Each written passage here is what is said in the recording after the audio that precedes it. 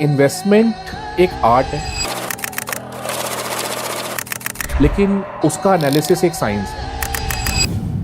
Investment से कैसे पैसा बनाया जा सकता है। अगर आपके पास एक अच्छा अमाउंट है, 25% आप रियल एस्टेट में डालो, क्लीन प्रॉपर्टी में डालो, अंडर कंस्ट्रक्शन में मत डालो। जो मेट्रो सिटीज़ हैं उसमें रियल एस्टेट के रेट बहुत ज़्यादा बढ़े हैं, देख के दुख होता है। और पता नहीं रियल एस्टेट में शेडी लोग बहुत घूमते हैं। स्टार्टअप इन्वेस्टमेंट को भी बहुत प्रमोट किया जा रहा है। एक बात यह है कि बहुत रिस्की है। 72% जो इन्वेस्टमेंट्स वीसी फंड्स की इंडिया में रही हैं, उनसे उनको एग्जिट नहीं मिल पाती। अगर आपका स्टार्टअप का इन्वेस्टमेंट चल निकला तो जो रिटर्न वो दे सकता है वो आपको gold, real estate, stock market कोई नहीं दे सकता। Hi and welcome to another exciting episode of Real Better Podcast. मेरा नाम है गौरव कपूर और मैं पिछले 17 साल से रियल एस्टेट इंडस्ट्री में काम कर रहा हूँ।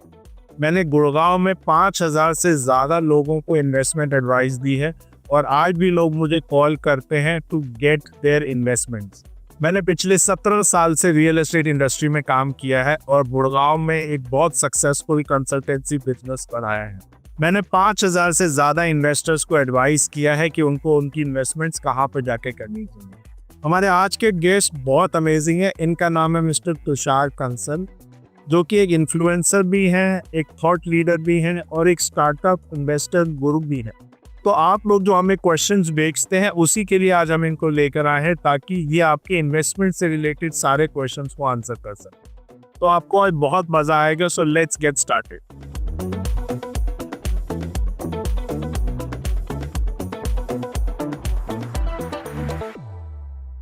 हाय Tushar ji, hello, welcome to my podcast. Thank you Gaurav for having me. Thank you. हम आपको सोशल मीडिया पे, यूट्यूब पे तो फॉलो करते रहते हैं।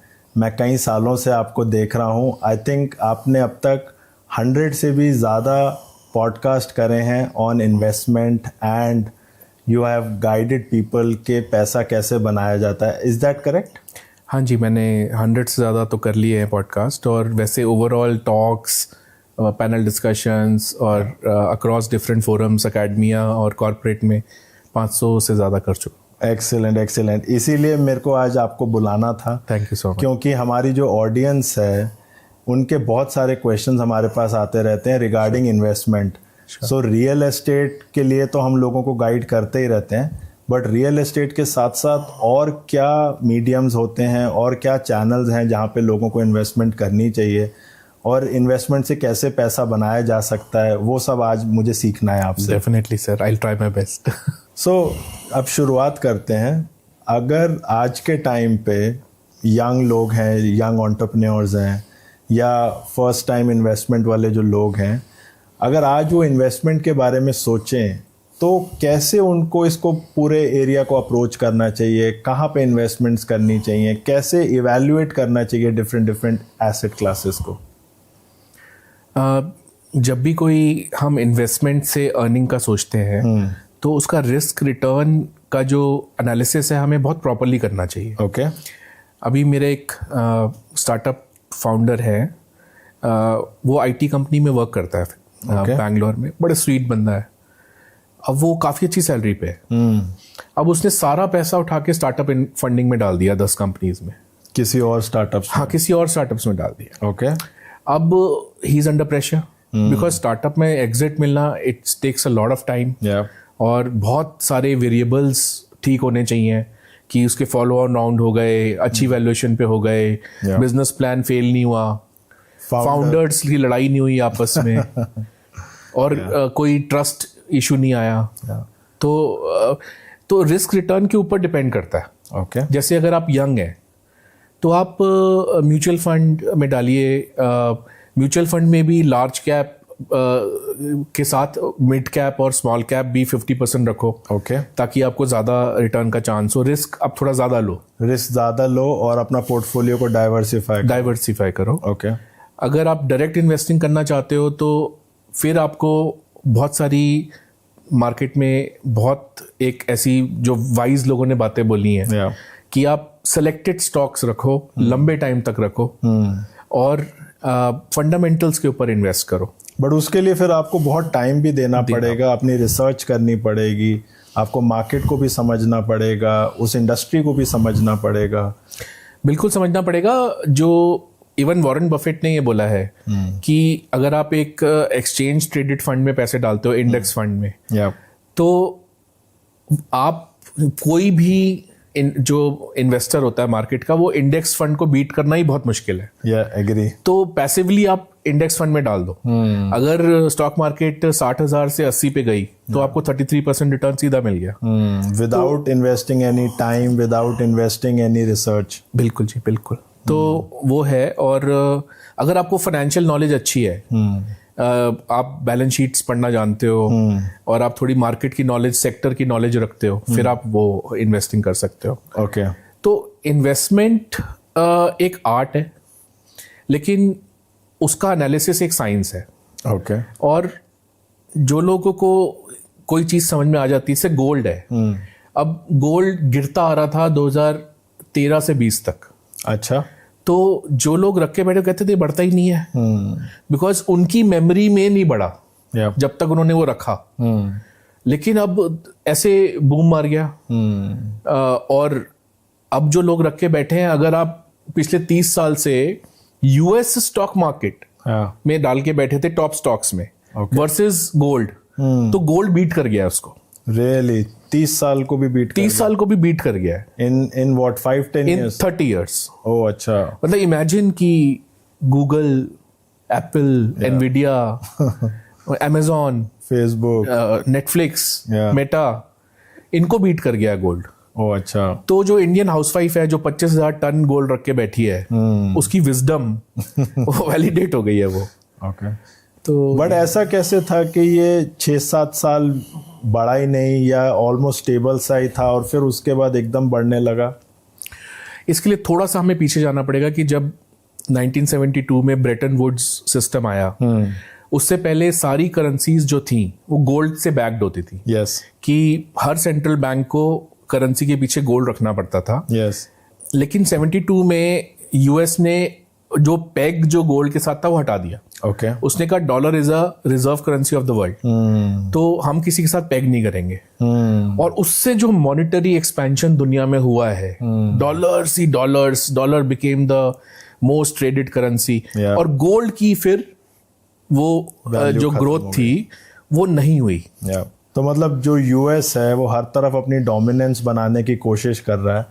डॉलर भी जो है, डॉलर को वर्ल्ड करेंसी बोला जाता है, बट अब मेरे को ऐसा लगता है कि लोगों का थोड़ा सा ट्रस्ट खत्म होता जा रहा है डॉलर के ऊपर भी और यूएस की इकोनॉमी के ऊपर भी।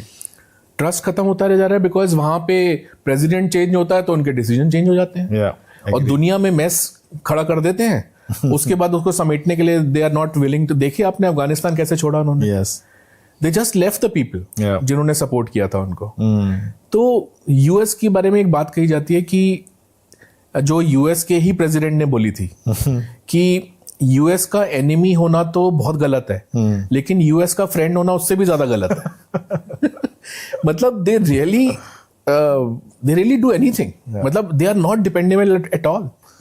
तो अभी तो आपने गोल्ड की बात करी, आपने म्यूचुअल फंड की बात करी, और इन्वेस्टमेंट में आजकल एक नए इन्वेस्टर के पास क्या क्या ऑप्शंस हैं, और हाउ डू यू इवैल्यूएट कि कौन सी अच्छी है कौन सी बुरी है? मतलब आपको ना अपना पोर्टफोलियो क्रिएट करना पड़ता है। ओके। अब पोर्टफोलियो में अगर आपके पास एक अच्छा अमाउंट है तो आप 25% आप रियल एस्टेट में डालो। ओके। और क्लीन प्रॉपर्टी में डालो, अंडर कंस्ट्रक्शन में मत डालो। मैं तो भुक्तभोगी हूं तो मैं तो बोलूंगा ही, देखो मैं तो खुद फंसा हुआ हूं अंडर कंस्ट्रक्शन में। ओके।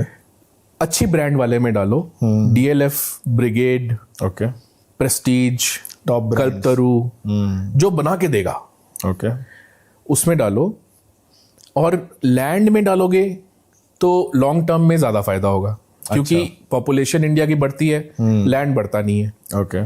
तो इस वजह से हमारे यहाँ एक बेसिक पूरा वेरिएबल ही वो है कि रियल एस्टेट बढ़ेगी। ओके।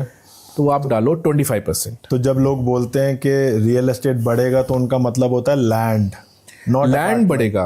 अब आप एग्जांपल मैं आपको देता हूँ, हमारी एक फैमिली ने एक 13,000 रुपये गज पे दिल्ली एयरपोर्ट के पास ओके 1280 स्क्वायर यार्ड्स का खरीदा था 2006 में। ओके तो आज वो 1,50,000 रुपये गज है। वाओ या अच्छा बट 19 years, मतलब it is the whole life. but almost 10x Almost, more than 10x yeah, more than 10x, 11-12x. yeah So आप बताओ मुझे ये टाइप की रिटर्न। देखो गोल्ड, आपको गोल्ड ने उस टाइम पे दिया होगा 5 times या 4 times दिया होगा। क्रिप्टो तो बहुत ही बाद में आया, और क्रिप्टो एक बहुत ही वोलेटाइल और रिस्की, और इंडिया में 30% टैक्स लगा हुआ है, 1% TDS लगा हुआ है। तो क्रिप्टो एक बहुत ही अलग चीज़ है। और स्टॉक मार्केट्स में अगर आपने म्यूचुअल फंड में डाला होता तो मतलब इतने लंबे टाइम तक म्यूचुअल फंड में डालने से भी आपको रिटर्न इतना अच्छा नहीं मिलता। आपको एक विंडो रखनी पड़ती है। यस तो अगर आपने म्यूचुअल फंड में या किसी अच्छे स्टॉक्स में, रिलायंस में डाला होता तो 5 times हो गया होता। ठीक है, आपने बोला 25% रियल एस्टेट होना चाहिए। नेक्स्ट 25% रियल एस्टेट हो गया। मैं फर्मली बिलीव करता हूँ, बीइंग अ फाइनेंस गाय, कि आप अगर 25% आप डायरेक्ट स्टॉक्स में डाल के रखो, okay quality blue chip stocks, Okay. 3 और 4, अच्छा हाँ, तो मेरे ख्याल से वो मॉनिटर करके ऑफ कोर्स, मतलब तो वो एक अच्छी इन्वेस्टमेंट, डिविडेंड भी आता है। ओके और उसके साथ साथ आप देखो ना, रिलायंस का मैं आपको बताता हूँ, 500 पे जब था रिलायंस, तो मुझे एक बहुत क्लोज जो बंदा था, जो रिसर्च विंग में था इन्वेस्टमेंट बैंकिंग में, बहुत अच्छी कंपनी के, उसने बोला था इसमें आंख बंद करके डाल दे। अच्छा ओके तो मैंने कुछ डाले थे। अब मैं सच्ची बताऊं, वो स्टॉक 500 का आज 3,500 हो गया है। वो स्टॉक स्प्लिट हुए, बोनस आया, वो अलग बात है, बट वो 3,500 हो गया 7 times wow in many years, 10-12 years। तो वो एक अच्छी इन्वेस्टमेंट है। डायरेक्ट अगर डायरेक्ट नहीं कर सकते तो म्यूचुअल फंड। ठीक है, तो 25% रियल एस्टेट, 25% डायरेक्ट स्टॉक। ठीक है, gold definitely 15 to 20%। still at this price also? No, not at this price, but okay, from this price also it will go up। अच्छा, उसका रीजन सिंपल ये है कि अभी तो 3 महीने के लिए टैरिफ का कुछ स्टॉप करा है एक चाइना के साथ। एंड ऑफ द डे जो यूएस की प्रॉब्लम है, which is super deficits and super debt which they have to take, that problem is not going away। that problem is will continue। और उनको 9.5 ट्रिलियन का date out of 26 trillion उनको refinance करना है इस साल में, इस साल दोबारा। तो वो तभी रिफाइनेंस करेंगे लॉन्ग टर्म बॉन्ड से, जब लॉन्ग टर्म बॉन्ड की यील्ड्स कम होंगी। वो यील्ड्स बढ़े जा रही हैं क्योंकि जो इन्वेस्टर जो बॉन्ड्स में डालता है वो यूएस को वार्निंग दे रहा है, कह रहा है कि बड़ी दिस विल नॉट कंटिन्यू।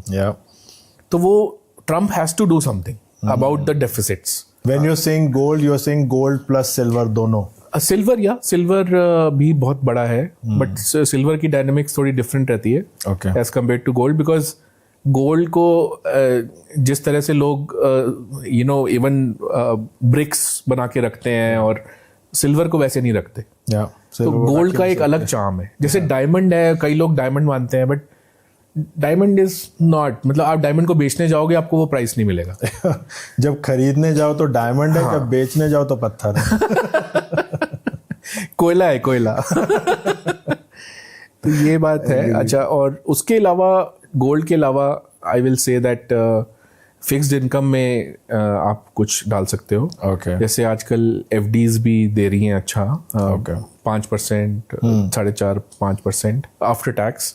और नहीं तो ये LIC की पॉलिसीज वगैरह, मतलब एक सेफ्टी के लिए कि भाई मेरा 15-20% तो मेरा पड़ा हुआ है सेफ्टी पर्पसेस के लिए।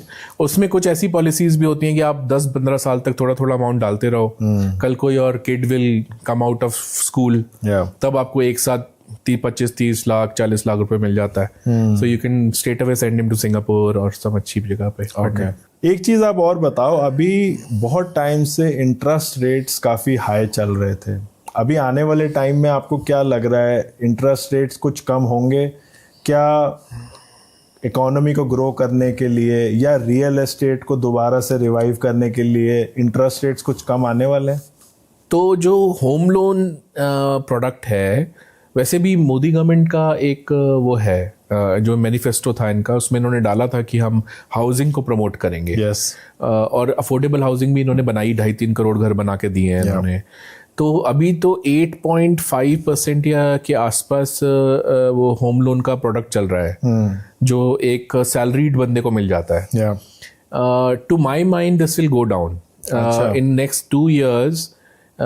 It should come down to 7.5%, क्योंकि आरबीआई रिपो रेट को कम करेगा और ज़्यादा, अगर इन्फ्लेशन कंट्रोल में रही तो। Okay. और डेफिनेटली एक थोड़ा सा ये है कि जो मेट्रो सिटीज़ हैं उसमें रियल एस्टेट के रेट बहुत ज़्यादा बढ़े हैं। Yes. तो उस वजह से इवन गुड़गांव मार्केट में पिछले साल से अब में number of transactions have come down by 28%। But housing is a need, तो वो तो लोग लेंगे ही लेंगे। प्राइसेस डाउन नहीं आए हैं अभी, प्राइसेस डाउन नहीं आए हैं, number of transaction down, number of transaction थोड़ी सी कम हुई हैं, क्योंकि ऑब्वियसली डिमांड कभी तो जाके सॉफ्ट होगी, बट प्राइसेस अभी भी फुल टाइम हाई पे चल रहे हैं। करेक्ट। तो ये इंटरेस्ट रेट भी डाउन आएगा और प्राइसिंग होल्ड ऑन करेगी, डेफिनेटली करेगी, because economy is still doing well.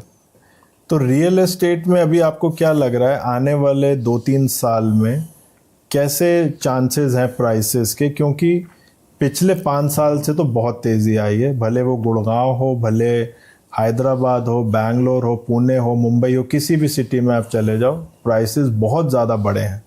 आने वाले 2-3 साल आपको कैसे लग रहा है? 2.5 साल पहले DLF आइकन में एक अपार्टमेंट देखा था मैंने। ओके।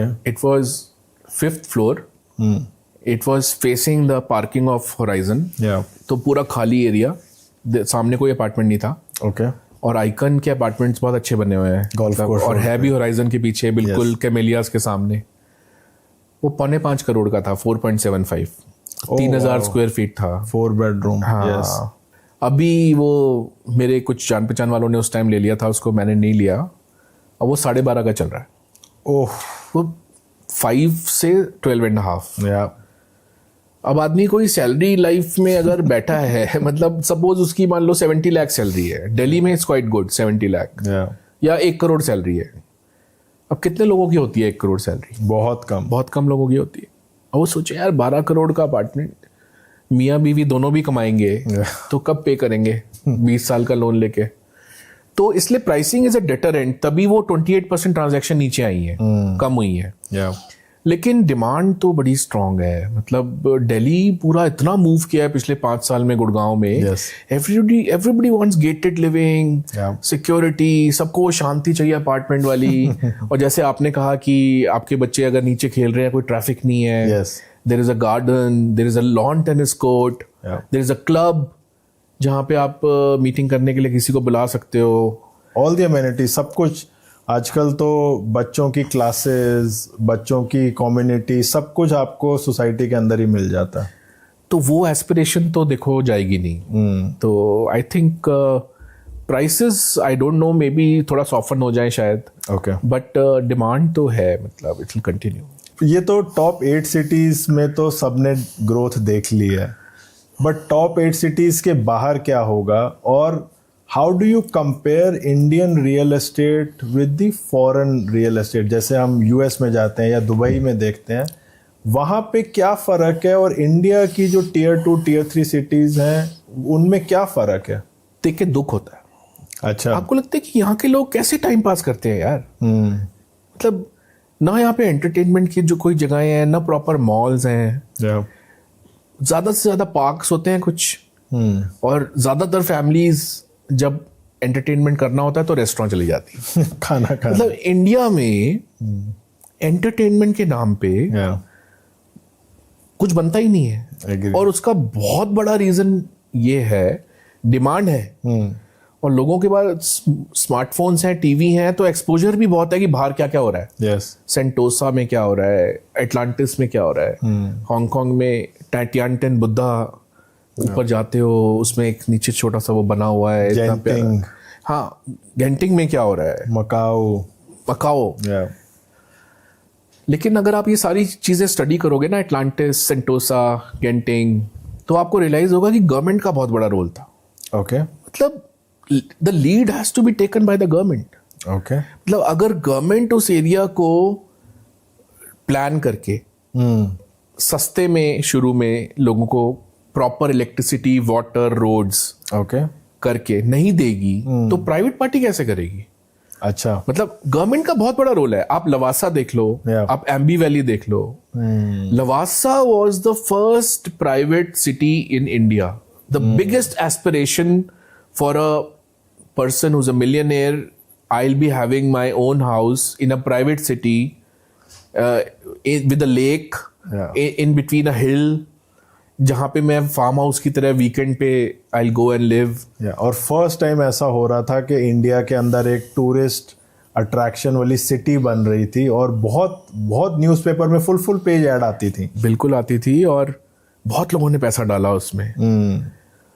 लेकिन सर ये पॉसिबल नहीं है. प्राइवेट बंदे का इतना बड़ा इन्वेस्टमेंट करना. इवन यूएस में, दुबई में इमार है. यस. चाइना में एवरग्रांडे था. Yes. They had access to unlimited money from the government. Government money.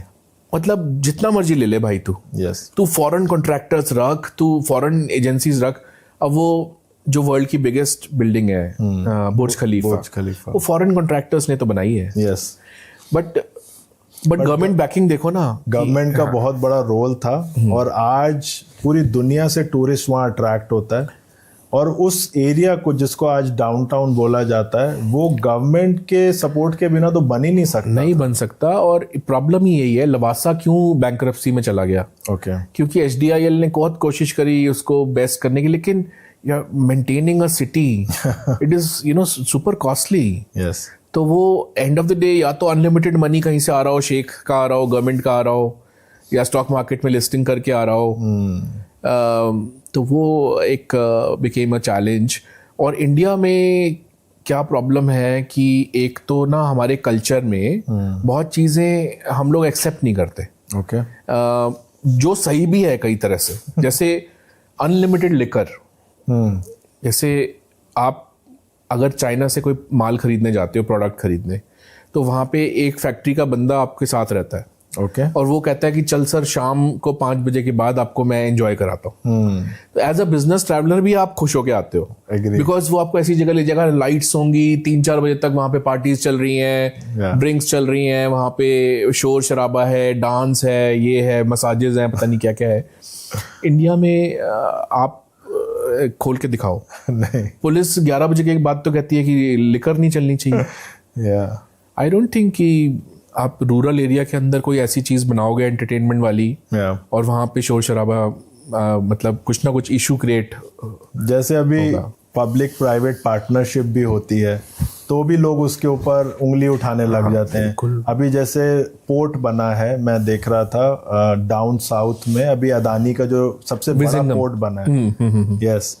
उसके ऊपर भी फिर लोग उंगली उठाने लग जाते हैं कि क्यों मोदी जी गए वहां पे इनॉग्रेशन करने के लिए, जबकि it can be the game changer for Indian export import industry and it can be a game changer for Indian economy also. बिल्कुल. It is a transshipment port.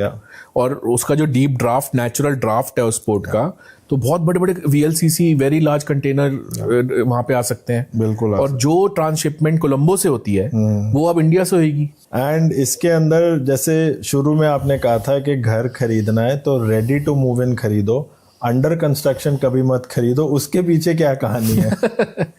मैं भुक्तभोगी हूँ उस चीज का.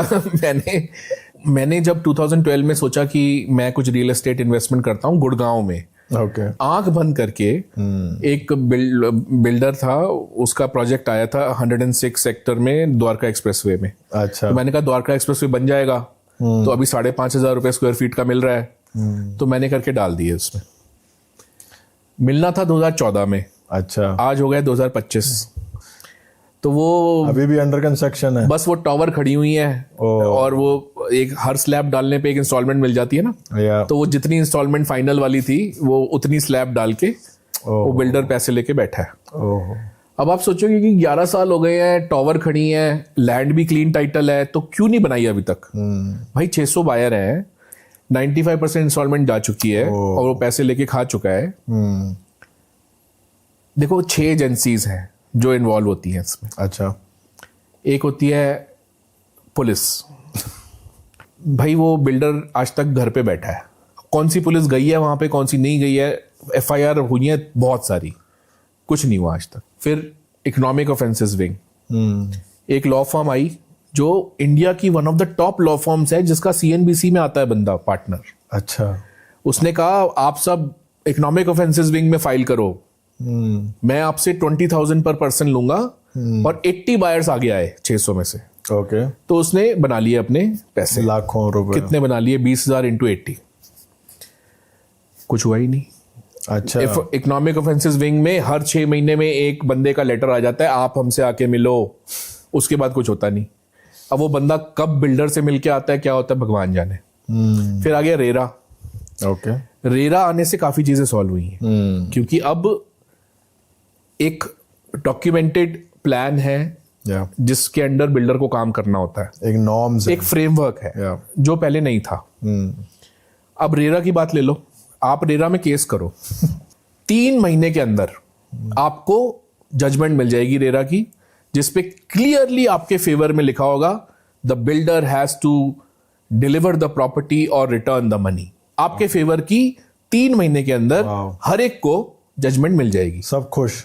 लेकिन वो जजमेंट एनफोर्सेबल नहीं है, उसको एनफोर्स कराने के लिए कोर्ट जाना पड़ता है। कोर्ट का मतलब है 20 साल, lower court, middle court, high court, supreme court. तो एनफोर्सेबल नहीं है, क्योंकि रेरा को अभी तक उन्होंने दांत नहीं दिए, पावर्स नहीं बना दिया, उसको पावर्स नहीं दी। DTC भी, directorate of town and country planning department, letter लिखे, CM को लेटर लिखे, कुछ हुआ ही नहीं, कुछ नहीं हुआ। उसके बाद कंज्यूमर फोरम 2 साल के अंदर आपको जजमेंट दे देता है, 2-2.5 साल के अंदर आपके फेवर में, कि ये आपको रिफंड मिलना चाहिए या कुछ होना चाहिए। पहली बात तो वो इस टाइप का जजमेंट देता है जो लीगली एनफोर्सेबल नहीं होती। अच्छा। आपको उसके लिए कोर्ट जाना पड़ता है। फिर कोर्ट जाना पड़ता है, तो यानी नहीं हुआ। अच्छा, फिर आप सोचो कि चल मैं फाइनली CBI के पास चला जाता हूं। मैं आपको बताऊं कितने लोग गए CBI के पास, आज 12 साल हो गए। अभी CBI का एक चिट्ठी आई थी कि भाई हम इसमें कुछ कर रहे हैं, जो कि सुप्रीम कोर्ट ने किसी केस के अंदर बोला था CBI को कि जो बैंक जहां पे इन्वॉल्व है वहां आप चेक करो कि कहां फ्रॉड हुआ है। तो उसके लिए एक चिट्ठी आई थी कुछ लोगों के पास। तो अभी क्या है, 4-5 पार्टीज, 2 महीने में एक हियरिंग आती है NCLT में। उसमें एक पार्टी ने 15 लाख रुपए पर हियरिंग का लॉयर लगा रखा है, एक पार्टी ने 3.5 लाख रुपए पर हियरिंग का लॉयर लगा रखा है। एसोसिएशन वाले बेचारे देखते रहते हैं, 4 मिनट की 3 मिनट की हियरिंग होती है, उससे ज्यादा नहीं। It is total time waste. और फाइनली सब पार्टीज ने जब रियलाइज करा कि ये लॉयर पैसे बना रहा है और रेजोल्यूशन प्रोफेशनल पैसे बना रहा है और हम सब तो बस खाली बैठे हैं, तो अब कुछ वर्कआउट कर रही हैं कि हम आपस में कुछ सॉर्ट आउट कर लेते हैं। तो उस बात को अब 11 साल हो गए, कई लोगों की तो डेथ ही हो गई। तो 600 होम बायर थे, उनमें कई ओल्ड लोग थे जिन्होंने ओल्ड एज के लिए खरीदा था, कईयों की डेथ हो गई। तो कैसे ट्रस्ट करेंगे? मतलब तभी तो आपने मेरे से पूछा ना, रेडी टू मूव और अंडर कंस्ट्रक्शन, तो कोई क्वेश्चन ही नहीं है, रेडी टू मूव। बट ये सिचुएशंस ना बहुत पेनफुल सिचुएशंस होती हैं। आई नो लोगों के हार्ड अर्न मनी लगा होता है, लाइफ का पैसा लगा होता है, और ऐसा इंडिया में बहुत हुआ है। दिल्ली NCR में तो बहुत ज़्यादा हुआ है। अगर आप नोएडा जाओगे तो और भी पेनफुल केसेस आपको मिलेंगे।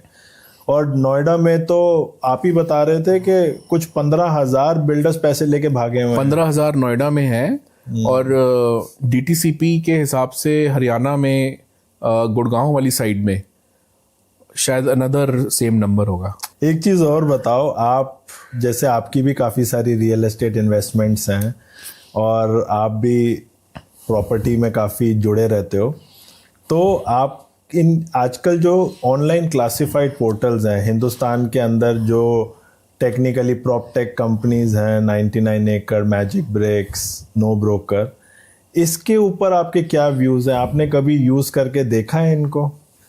मैं तो, ये क्वेश्चन मेरे लिए बड़ा एप्ट है बिकॉज मैं आजकल इन्हीं को यूज़ कर रहा हूँ। अच्छा, उसका रीज़न ये है कि हमारी एक प्रॉपर्टी है जो एयरपोर्ट के पास है, दिल्ली एयरपोर्ट के पास. Okay. I am trying to sell it off. अच्छा. 3 पार्टनर्स हैं, they getting old, they want to sell it off and buy something in Gurgaon. तो वो आप वहाँ पोस्ट, तो मैंने 5 जगह पोस्ट की हुई है. तो मेरा एक्सपीरियंस तो अच्छा नहीं रहा. और उसका सिंपल रीजन ये है कि ऑल्दो मेरे को बहुत कॉल्स आए, सर आप हमारा पेड पैकेज ले लो, फिर मैंने ले भी लिया पेड पैकेज. ओके. बट जो क्वालिटी ऑफ लीड्स आती हैं, दे आर फेक, मतलब दे आर नॉट जेन्युइन. अच्छा. अब सबसे ज्यादा हाउसिंग पे आती है. अच्छा. अब हाउसिंग का खोलोगे, उसमें हमेशा 3-4 नई लीड्स पड़ी रहती है. बंदे का नाम होता है, मोबाइल नंबर होता है, उसका एक व्हाट्सएप का लिंक होता है, व्हाट्सएप दबाओगे सीधा उसका व्हाट्सएप खुल जाता है. अच्छा. और वो होता है उस पर बियॉन्ड 3 से ज्यादा लीड्स एक्सेस करने के लिए पेड ऑप्शन, तो वो तो मैंने ले रखी है पेड ऑप्शन. ठीक है. लेकिन उनमें से कई सारे लोगों को मैंने बोला, सर आपने इंक्वायरी डाली थी. हमने तो इंक्वायरी नहीं डाली. तो मतलब I think 50% were not real inquiries. ओहो. एंड मैजिक ब्रिक्स पे बहुत कम इंक्वायरीज आई. They were continuously selling me कि आप 6,000 वाला 10,000 वाला पैकेज ले लो. लीड्स तो थी बट अगेन बहुत कम थी. मतलब मटेरियलाइज कुछ नहीं होता. हाँ, टाइम वेस्टेज बहुत है. लीड आ जाती है, क्वेरीज आ जाती हैं, बट मटेरियलाइज. और पता नहीं रियल एस्टेट में शेडी लोग बहुत घूमते हैं. मतलब रियल एस्टेट में ना आपको ऐसे लोग जो घुमाएंगे कि आप हमें सर 5,000 रुपए गज दे दो अलग से, तो हम इतना करवा देंगे और ये हो जाएगा और वो हो जाएगा. और वाइट ब्लैक के चक्कर. तो इसमें काफी इश्यूज हैं. मतलब और एजेंट्स पे रिलाई तो करना पड़ता है आपको. स्टार्टअप इन्वेस्टमेंट को भी बहुत प्रमोट किया जा रहा है. स्टार्टअप में भी लोग कहते हैं पैसा डालो डालो, बट कोई ये नहीं बताता कि कितना रिस्की है स्टार्टअप. उसके बारे में आपका क्या कहना है? 2 बातें हैं. एक बात यह है कि बहुत रिस्की है. ओके. 72% जो इन्वेस्टमेंट्स वीसी फंड्स की इंडिया में रही हैं, उनसे उनको एग्जिट नहीं मिल पाती. 72% ये सेबी की मार्केट रिसर्च है. और 8 से 10 साल जब फंड के पूरे हो जाती है लाइफ, तो they have to liquidate all the investments. अच्छा. And close the fund and give the money back to LPs. Okay. तो वो कर नहीं पाते बिकॉज उनके पास इन्वेस्टमेंट्स पड़ी हुई हैं. सो वो सारे fund they go to SEBI कि यार हमें बंद करने को बोल रहे हो, you are sending us letters, पर हम कैसे बंद करें. तो एग्जिट इज अ इशू. और पहले बहुत ज्यादा बड़ी इशू थी, लेकिन जब से इन्होंने लॉस मेकिंग स्टार्टअप्स को आईपीओ अलाउ कर दिया. अच्छा. जेरोधा, पेटीएम, पॉलिसी बाजार, सबके आईपीओ आ गए. अब सुनने में आ रहा है जेप्टो. हाँ, और ये रिवर्स फ्लिपिंग हुई है. जो स्टार्टअप्स सिंगापुर और यूएस में होल्डिंग कंपनी खोल के बैठ गई थी कि हम बाहर से फंड रेज करेंगे, they are coming back to India because यहाँ की स्टॉक मार्केट जो वैल्यूएशन दे रही है दैट इज वेरी गुड. अच्छा. तो इनफैक्ट उनका टैक्स बिल बहुत बनता है वापस आने में. फ्लिपकार्ट वापस आई है, तो फ्लिपकार्ट को $1 बिलियन देना पड़ा इंडियन गवर्नमेंट को as a tax. Wow. They paid PhonePe, sorry not Flipkart, PhonePe. तो वो भी कर रही हैं, कंपनीज वापस आ रही हैं इसको. तो वो प्रॉब्लम थोड़ी सॉल्व हुई है. कि वो एग्जिट का जो इशू है. लेकिन स्टार्टअप का क्या है ना, रिस्की तो है, लेकिन जो रिटर्न, अगर आपका स्टार्टअप का इन्वेस्टमेंट चल निकला, तो जो रिटर्न वो दे सकता है वो आपको gold, real estate, stock market कोई नहीं दे सकती. सब कंबाइन करके भी नहीं दे सकती. मैं आपको एग्जांपल देता हूं. नाइका. ओके. नाइका के अंदर फाल्गुनी नैयर ने जब लॉन्च किया था, तो उस टाइम 20 करोड़ रुपए एक बॉम्बे के इन्वेस्टर से लिए थे. 20 करोड़. ओके. वो 20,000 हो गया. मतलब आप इमेजिन करो, जो रिटर्न की बात करते हैं 100x. या फिर अब इंडिया में यूएस टाइप का तो इकोसिस्टम जो बिग 7 का वहां पे है, वर्ल्ड की मार्केट कैपिटलाइजेशन जो स्टॉक मार्केट्स की है, उसका 70% यूएस की स्टॉक मार्केट है. Oh wow. तो इट डोमिनेट्स लाइक एनीथिंग ना. तो अब सपोज सिकोआ कैपिटल में आपने पैसे डाले हुए हैं, आपने उसके एक फंड को अपने 10 करोड़ दिए हुए हैं. अब बाई चांस कि वो वाला फंड, जो फंड मैनेजर था, उसने व्हाट्सएप में डाल दिए, जो सिकोआ ने डाले थे ना व्हाट्सएप में, और वो 2 साल के अंदर $21 बिलियन का फ्लिप का इसको फेसबुक को बेच दिया। तो वो जो फंड था जिसमें वो 100-200 करोड़ लोगों ने डाले होंगे, उनको क्या रिटर्न मिला होगा? मतलब maybe like 20 million turn to 21 billion. तो जो ये स्टॉक मार्केट जो स्टार्टअप इन्वेस्टिंग कर सकता है ना, प्रोवाइडेड कि बहुत सारी चीजें शुड कम टुगेदर, लाइक वो सेक्टर भी इम्पैक्ट ना होए, फाउंडर्स भी ना लड़े आपस में, फॉलो ऑन राउंड्स होते जाएं, प्रोडक्ट अच्छा हिट हो जाए, लॉसेस को हटा, जैसे जोमेटो ने अब लॉसेस हटाए हैं। Zomato has become so costly, आप देखो ना हर चीज उसमें पेड है। बट अब जोमेटो का भी बार बार आता है कि इन्फो एज में मिस्टर संजीव बिखचंदानी ने उसमें पैसे लगाए थे। आई थिंक वो भी इजीली उन्होंने 100x तो करे होंगे, मे बी मोर। ह्यूज। आप एग्जैक्टली रिसर्च करोगे आपको 100x प्लस ही मिलेगा वो। And it was one of the early IPOs in India of startups, और वैल्यूएशन बहुत अच्छी मिल गई उसको। पेटीएम को देखो क्या वैल्यूएशन मिली। मतलब it became the largest IPO in the history of Indian stock market. तो वो है, मतलब आई बिलीव कि ना बहुत इंपॉर्टेंट है इसके अंदर कि आप सही लोगों के साथ मिलके इन्वेस्ट करो। मतलब आपका जो ग्रुप है ना, वो टी हब हैदराबाद या IITs की जो जैसे मैं IIT रोपड़ के साथ बहुत काम करता हूँ, तो वहाँ पे जो वो एक्चुअली टेक्नोलॉजी देखते हैं कि क्या बना रहा है, और ड्यू डिलिजेंस करते हैं। तो वो चीज़ें ड्यू डिलिजेंस करना, एक लेवल की अंडरस्टैंडिंग रखना कि एक जो चीज़ बना रहा है वो कितनी यूनिक है। रिसर्च आपको पूरी करनी पड़ेगी, आपको वो इंडस्ट्री भी समझ आनी चाहिए, आपको वो फाउंडर्स भी समझ आने चाहिए। तब अगर आप अच्छी इन्वेस्टमेंट करते हो, सोच समझ के करते हो, रिस्की रहेगा बट अगर चल गया तो बहुत ज़्यादा पैसे दे सकता है। डेफिनेटली, तभी लोग ना इसमें हर्ड मेंटालिटी बहुत रखते हैं, क्योंकि रिस्की होता है ना, तो they want to move with the others. But अभी हम पॉजिटिव तो स्टार्टअप का सुनते ही हैं, साथ के साथ नेगेटिव भी सुनने में को मिलता है। अभी इतनी बड़ी न्यूज़ आई है ब्लू स्मार्ट की, तो अच्छी खासी चलती हुई कंपनी रातों रात बंद हो गई।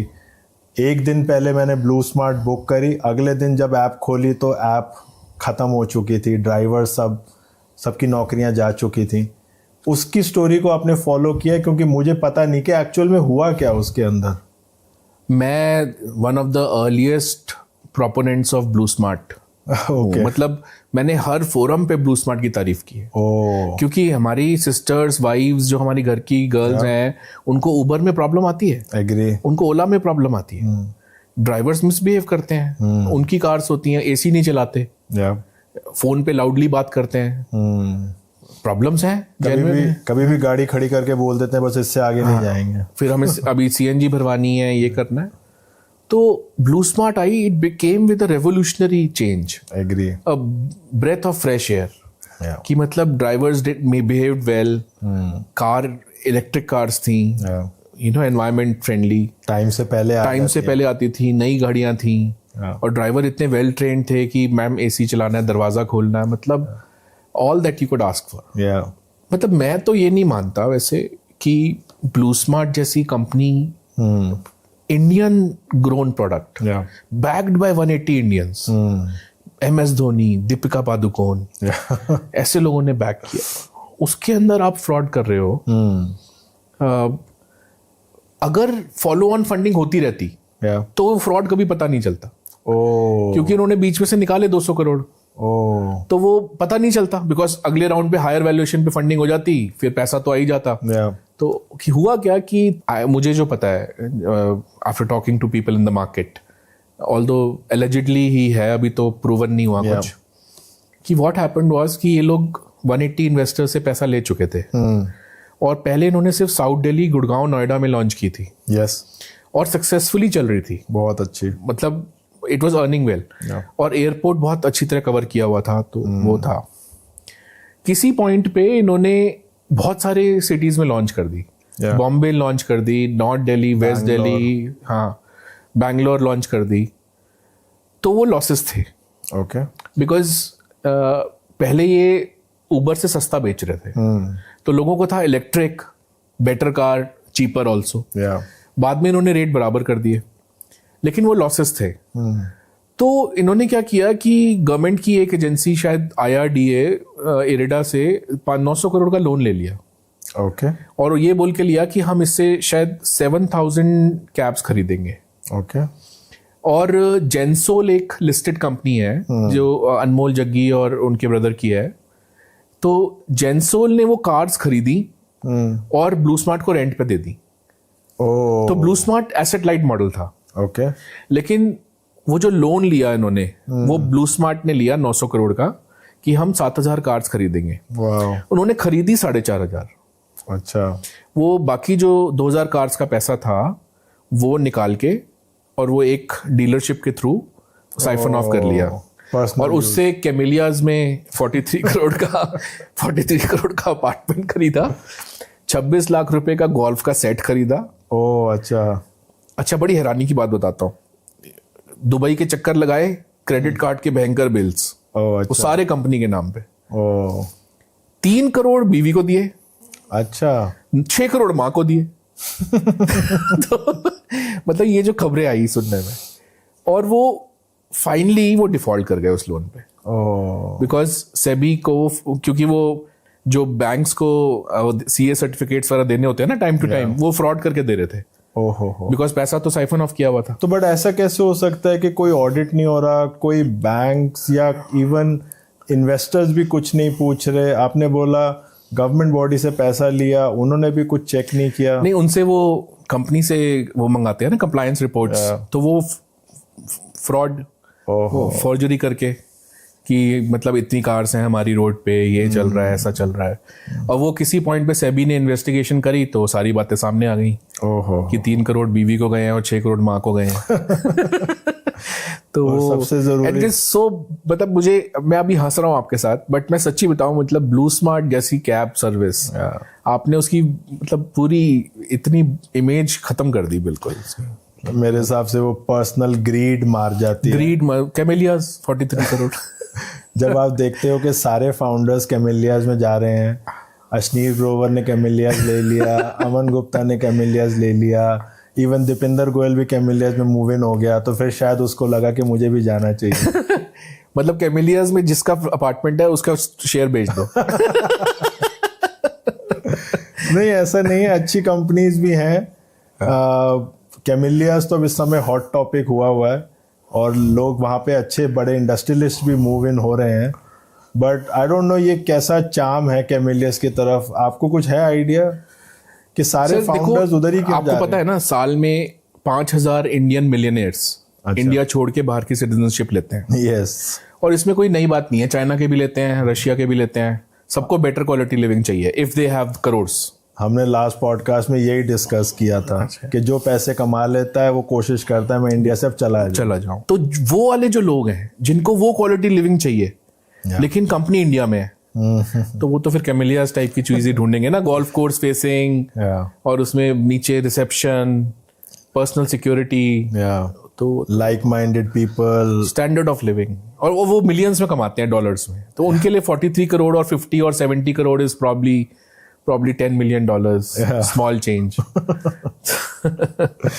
तभी तो अब DLF नेक्स्ट भी लेकर आ रहा है, अब डालियाज आ रहा है, which is starting from 75 crore. अब न्यूज ये आ रही है कि वो कंप्लीटली बिक भी गया। अच्छा, मतलब पता भी ये जो न्यूज होती है कि ये बिक चुका है, इज दिस फ्रेम्ड और ये एक्चुअल में होती है? सी DLF जब बोलता है तो हमें बिलीव करना पड़ता है। DLF is DLF, public listed company है और DLF कभी भी कोई हैंकी पैंकी काम नहीं करता, खाली PR के लिए या खाली न्यूज़ के लिए कोई काम नहीं करता। तो अगर DLF बोलता है कि सोल्ड आउट है तो हम मान लेते हैं कि सोल्ड आउट है। एंड इंडिया में कोई कमी भी नहीं है इस टाइम पैसे की। कोई और डेवलपर बोलता है तो हमें पता होता है कि ये खाली PR एक्टिविटी है। राइट। तो ये ब्लू स्मार्ट का भी केस हुआ, उससे कुछ टाइम पहले एक डंजो का भी केस हुआ था। तो स्टार्टअप्स में अभी क्या हो रहा है? क्या स्टार्टअप्स में भी कोई बबल बनता जा रहा है? डंजो के केस में क्या हुआ था कि they started as a product delivery service for P2P, for 2 people. Like, you are delivering this, you're getting something picked, and it was very famous. Like, people used to say, "तू मुझे डंजो कर दियो, तू मुझे डंजो कर दियो." Yeah, agree. And since दो companies Reliance की, Reliance retail and Jio, mister Ambani उनको प्राइम अप कर रहे हैं कि उनका मेगा आईपीओ दोनों का आएगा फ्यूचर में. ओके. तो he is building them up. एक तो उनकी बेटी बिल्ड कर रही है रिलायंस रिटेल, और जियो उनका जो बेटा है दूसरा वो आकाश वो बिल्ड कर रहा है. ओके. तो दे वांट कि इनके आईपीओज 100 बिलियन प्लस में आए. तो इतना पैसा डाला है ना इतने सालों में, तो रिकवर तो करना ही है.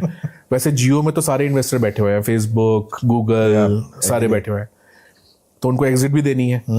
तो उन्होंने तब डंजो उन्होंने सोचा कि ये बहुत बढ़िया चीज है, तो उन्होंने $200 मिलियन डाल दिए रिलायंस ने. अच्छा, रिलायंस ने भी उसमें इन्वेस्ट, रिलायंस रिटेल ने. ओह अच्छा. Under Isha Ambani. Okay. They put $200 million. Okay. अब अलेजिडली उनके अकाउंट्स फ्रॉड थे डंजो के. और जब वो घुसे कंपनी के अंदर तो उनको इतना गुस्सा आया अंबानीज को कि भाई ये क्या है ये.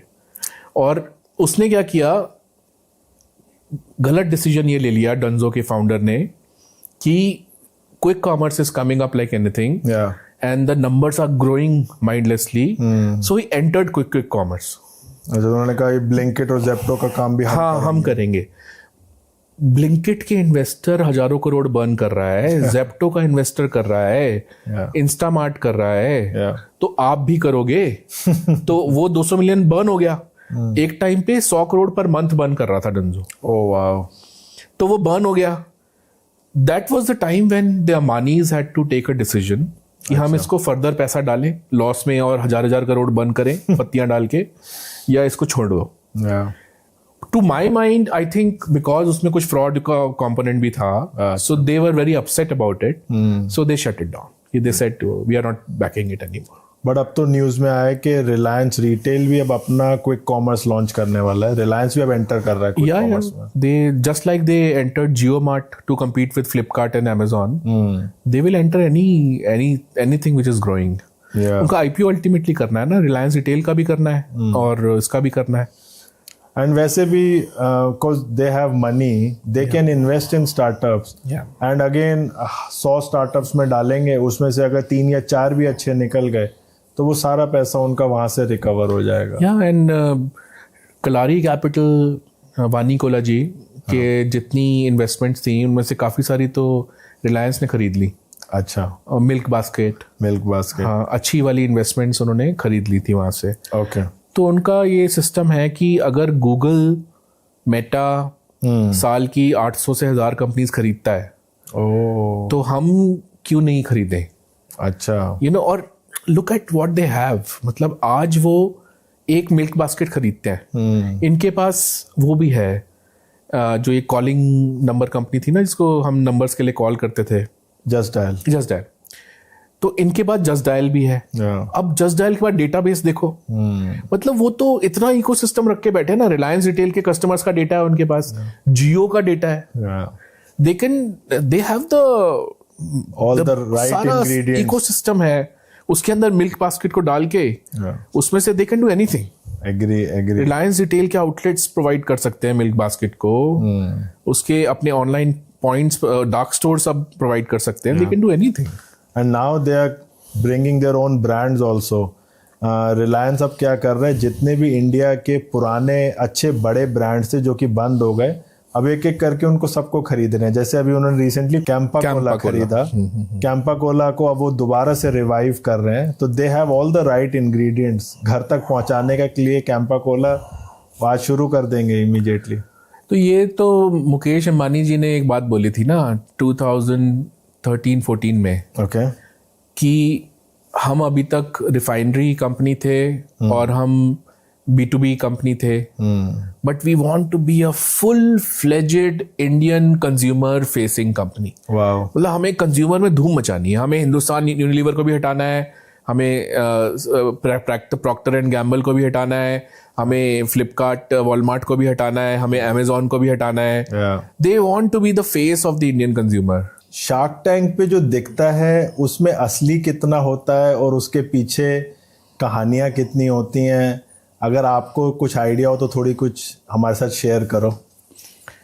देखिए, कई बार शार्क टैंक में आप देखोगे ना तो एक इन्वेस्टर अचानक से शॉक्ड लग रहा है अच्छा। उसको किसी बात पे शॉक लगा है, तो अगर आप ध्यान से उसको देखोगे तो आपको लगेगा कि शायद उठ के थप्पड़ मार देगा गुस्से में। लेकिन सिंस वो टीवी के सामने है तो आपके बिजनेस मॉडल में थोड़ा कमी लग रही है। पोलाइट होना पड़ता है। अच्छा, फिर वो बोलते हैं I just love your company, we are investing 1 crore, और आप 6 महीने बाद पता करते हो तो अभी तक उसने इन्वेस्ट नहीं किया होता और ड्यू डिलिजेंस कर रहा होता है वो। अच्छा, ऐसा भी होता है? बिल्कुल। 70% जो कंपनीज शार्क टैंक में ऑफर्स आते हैं उनकी 6 महीने के अंदर भी इन्वेस्टमेंट नहीं हुई होती। ओह, अच्छा। देखिए, जो फिलॉसफी कैपिटलिज्म की होती है ना, इन्वेस्टर की, जो आदमी यहां तक रिच बना है उसका एक ही फिलॉसफी होती है कि एक भी रुपए का नुकसान नहीं करना। 100% एग्री। मतलब वो रिक्शे वाले से भी सोचेगा नुकसान नहीं करना और वो वॉरेन बफेट के साथ भी सोचेगा नुकसान नहीं करना। हाँ, हमें लगता है कि ये बड़ा आदमी है, इसके पास करोड़ों हैं तो इसको क्या ही फर्क पड़ेगा, बट वो ऐसे नहीं सोचता। तो वो 1 करोड़ कैसे दे देगा just because he is on TV? Agree. अब मेरे पास एक ऑफर आया था, मतलब एक एक्सेलरेटर है, वेंचर बिल्डर है, उनका 2nd सीजन लॉन्च हो रहा है शार्क टैंक का। तो वो मुझे कह रहे थे कि आप हमें पहले एग्रीमेंट साइन करो कि 10 कंपनीज में आप पैसा जरूर डालोगे हमारे शो के बाद। अच्छा। तो मैंने कहा मैं ऐसा बिना स्टार्टअप देखे, बिना ड्यू डिलिजेंस करे मैं तो आई कांट। तो shark tank is a show. अच्छा। जैसे ट्रम्प कैसे फेमस हुआ, पता नहीं, यू आर फायर्ड। तो मतलब वो ऑरा क्रिएट करते हैं उसको। उनका भी एक सीरियल आता था यूएस के अंदर। हाँ, तो इट इज अ शो। मतलब उसने जो उनके बेसिक इन्वेस्टर्स हैं, जो कोर टीम है, उसको बहुत फेमस कर दिया है। अमन गुप्ता। यस। अगर आप उन इन्वेस्टर्स की कंपनीज का फाइनेंशियल स्टडी करोगे, अभी पीछे एक लिस्ट आई थी कि ये जो सारे हीरो बन रहे हैं इनकी खुद की कंपनीज की परफॉर्मेंस उनमें से 90% लॉसेस में थी। I agree. मतलब यार, इन्वेस्टर का पैसा जला के खुद तुम फिर इन्वेस्टर बन के, मतलब, और सबसे बड़ा केस है, मैं नाम नहीं लूंगा, सबसे बड़ा है स्नैपडील के फाउंडर्स का। Yes, I know. मतलब दुनिया का कौन सा फंड है जिसका पैसा नहीं जलाया उन्होंने, और किसी को एग्जिट नहीं दी। नहीं, एक मीम भी आ रही है। हाँ। उसमें बोला है कि ये फाउंडर्स जो हैं इन्होंने खुद के इनके बिजनेस आज तक लॉसेस में है, और जो बेचारे शार्क टैंक में जो आ रहे हैं कंपनीज, उनसे पूछते हैं कि आप प्रॉफिटेबल क्यों नहीं हो। यूनिट इकोनॉमिक्स में कैसे आओगे? तो वो इतना ज्यादा कूल हो गया है कि अब लोगों को लगता है कि बस शार्क टैंक पे जाएंगे और पैसे मिल जाएंगे। Correct. But I think behind the scenes कुछ और ही हो रहा होता है, एंड उनको भी जो है ना टीआरपी चाहिए। मैं कहीं पढ़ रहा था, उसमें बड़ा क्लियरली लिखा था that most of the companies and founders will not get money, because यहाँ पे टीआरपी के लिए सिर्फ आपको ये शार्क टैंक दिखाया जा रहा है। करेक्ट। लेकिन उन कंपनीज को फायदा हो जाता है वैसे, because they came to star Shark Tank. जैसे मैं आपको बताऊं, अभी पीछे एक इन्वेस्टर था, उसने मुझे थीसिस भेजी अपनी। ओके। तो उसमें एक लाइन लिखी हुई थी, अगर शार्क टैंक अपीयर्ड कंपनी है वी विल कंसिडर। या आई नो। यार ये कोई वैलिडेशन है यार? मतलब but they are again thinking कि इसका मतलब कि किसी ने चेक किया हुआ है कि वो कंपनी प्रॉपर है और उसके फाइनेंशियल्स प्रॉपर है, उसकी ड्यू डिलिजेंस ठीक है। नहीं, आई थिंक शार्क टैंक पे जाने से आपको पीआर बहुत मिलता और विजिबिलिटी बहुत मिल जाती है। तो जैसे मैंने बोला टीआरपी, मतलब आप सोचो कि हिंदुस्तान के करोड़ों लोग आपको देख रहे हैं। Correct correct. तो वो एक वैलिडेशन हो जाती है कि आपका नाम घर घर तक पहुंच चुका है। जैसे आपने बोला, इवन हाउसवाइफ्स और बच्चों तक भी पहुंच चुका है। बिल्कुल बिल्कुल। मतलब लोग कई बार ऐसे ऐसे टेक्निकल वर्ड यूज कर लेते हैं आजकल, मुझे हैरान थी कहाँ से सीखा इसने यार? हमें तो 25 साल हो गए ना फाइनेंस करते हुए, तो हमें पता है, पर तुम्हें कैसे पता? ठीक है सर, बहुत मजा आ रहा है आपसे बात करके। अब एक हमारा सेक्शन है जिसका नाम है रैपिड फायर। मैं आपसे फटाफट क्वेश्चंस पूछूंगा और आपने भी वैसे ही रैपिडली आंसर देना है मेरे को। तो पहला क्वेश्चन है sir, what is real estate for you in 3 words? अब वैसे मैं ट्रेडिशनल आंसर दूं तो लोकेशन लोकेशन लोकेशन बोलूंगा। वो तो सारे ही बोलते हैं। हाँ, लेकिन हम इंडिया में रहते हैं ना, तो clean title, okay, ready to move, and the hottest area, Okay. Location. Advice for a first time home buyer? The nest you are building, which you are taking, okay, तो choose it very wisely. Don't load too much of debt on you. ऐसी कोई property जो appreciate करे, so that कल को you have an asset जो बन जाए आपका, एंड गो फॉर इट। अगर आपकी जॉब स्टेबल चल रही है, सपोज दोनों वर्किंग है, गो फॉर इट, बिकॉज जैसे मैं एग्जांपल देता हूँ, मेरा एक कज़न है, वो शुरू से ही किराए पे फैक्ट्री चलाता था। अच्छा। उसको इतनी प्रॉब्लम आई, कभी छत गिर गई, कभी मकान मालिक ने बोला तू चेंज कर, हट जा, कभी ये। तो मेरे एक काफ़ी रिच रिलेटिव है, उन्होंने उसको एडवाइस दी। उसने कहा खुद की खरीद ले, लोन ले ले, खुद की खरीद ले। और उसने प्रॉपर्टी जो राइज होनी शुरू हुई दिल्ली में अभी 3 साल पहले, उसने उससे पहले खरीद ली। ओ मजाक। और वो 3 टाइम 4 टाइम पे बैठा है उसपे। तो मतलब it is never late to buy it. ये क्वेश्चन वैसे पूछना बेकार है, but still ready to move और under construction? Ready to move. Apartment और फार्म हाउस? देखो, फार्म हाउस का मैं प्रैक्टिकल प्रॉब्लम्स बताता हूँ आपको कि लोगों को बहुत प्रॉब्लम आती है वहां रहने में। अच्छा। लोनलीनेस हो जाती है, लोग एक वहां पड़ा है, एक यहाँ पड़ा है। सच्ची बता रहा हूँ मैं आपको। मेरे मेहरा जी हमारे दोस्त हैं, फार्म हाउस में रहते हैं। मेरा एक वो वर्मा दोस्त है, फार्म हाउस में रहता है। एक झुंझुन वाला फैमिली है, सैनिक फार्म्स में रहते हैं। वो इतना आसान नहीं होता फार्म हाउस में रहना। मतलब देखो, प्रॉपर्टी अप्रिसिएशन के हिसाब से तो लैंड है, देखो प्राइम लैंड है ना, लेकिन फिर भी आई थिंक अपार्टमेंट इज, उसके अपने चैलेंजेस हैं, बहुत चैलेंजेस। मेंटेन करना ही बड़ा, हाँ, मेंटेन करना बहुत चैलेंज है। और सिक्योरिटी इश्यूज भी हो जाते हैं उसमें। सिक्योरिटी इश्यूज हैं। आपको अगर घर मेंटेन ही करना पड़ जाए तो उसके लिए शायद आपको 5-10 लोगों का स्टाफ लगेगा। वो मिस्टर झुंझुन वाला जो है, वो परमानेंट टेंशन में रहता है कि मेरे को इतनी मेंटेनेंस लगाने पड़ते हैं पैसे। रेजिडेंशियल और कमर्शियल? देखो, कमर्शियल में मेरे पास एक प्रॉपर्टी थी जो इंडिया बुल्स को चढ़ी हुई थी, पीतमपुरा में। अब वो खरीदी तो तब थी जब इंडिया बुल्स को चढ़ी हुई थी। वो 6 महीने में इंडिया बुल छोड़ के चला गया, उनका वो प्रोडक्ट बंद हो गया। फिर मेरे को 6 महीने और लगे किराएदार ढूंढने में। ऐसे कर करके मैं बहुत परेशान रहा 3-4 साल। ओके। और जबकि वैल्यू बढ़ गई थी उसकी लास्ट, तो ऐसा नहीं था, रिटर्न था वहां पे। तो इसलिए कमर्शियल इज बेटर माना जाता है। वैसे इंडिया में भी कमर्शियल अच्छा माना जाता है, but residential is more easy to give on rent, to manage, और easy to buy. One startup you wish you had invested in? यही वाली गोस्ट किचन वाली जो आई थी। मतलब I met that guy, Paurav Rastogi, और मुझे बहुत सही लगा वो बंदा। और मैंने आधे घंटे बाद अपने पार्टनर को फ़ोन करके बोला, मैंने कहा देख यार, आज एक मुझे बंदा मिला जिसमें ये था कि चेक निकालो भाई, तू डाल ले, चेक छोड़ आओ उसके यहाँ पे। उस टाइप की पार्टी थी। अच्छा। पर बस मैंने सोचा कि यार गोस्ट किचन इतना ज़्यादा इवॉल्व हो गया है market, but he is doing well. या one advice you would give to a 25-year-old? That don't be bound by any reservations. Okay. The world is your oyster, the world is your field. और ज़्यादातर हम अपनी जो आसपास की condition, mind की conditioning जो होती है, हम उसकी वजह से आगे नहीं बढ़ पाते। हम अपने लिए खुद ही ब्लॉकर बन, हमें दूसरे लोग कंडीशन कर रहे होते हैं माइंड से, खासकर पेरेंट्स, सिबलिंग्स, फैमिली। तो the world is your playground. Just go out and read a lot of books, and do whatever you want, expand your consciousness. Okay. And don't bother about Warren Buffett ने stock market से बनाया है billions. जो तेरे को अच्छा लगता है ना, तू उस चीज से बना पैसे। Okay.